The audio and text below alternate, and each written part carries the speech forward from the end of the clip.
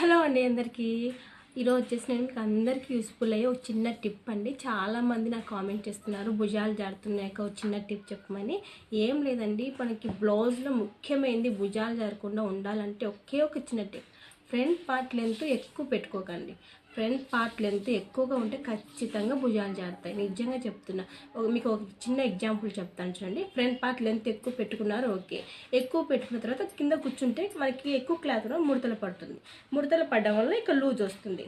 మీరు కూర్చున్నా నిలబడుకున్న ఒకటే లెంత్ ఉంటే మనకి భుజాలు అనేవి జారు.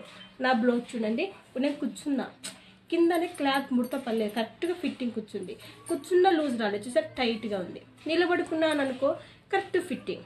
మనం ఒకవేళ ఎక్కువ లెంత్ పెట్టుకొని నిలబడుకొని ఇట్లా గుంజుకుంటే కానీ మనకి భుజాలు కరెక్ట్ కూర్చో.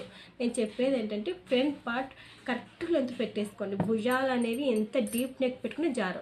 ఖచ్చితంగా లైక్ చేసి నా ఛానల్ ఖచ్చితంగా సబ్స్క్రైబ్ చేసుకోండి.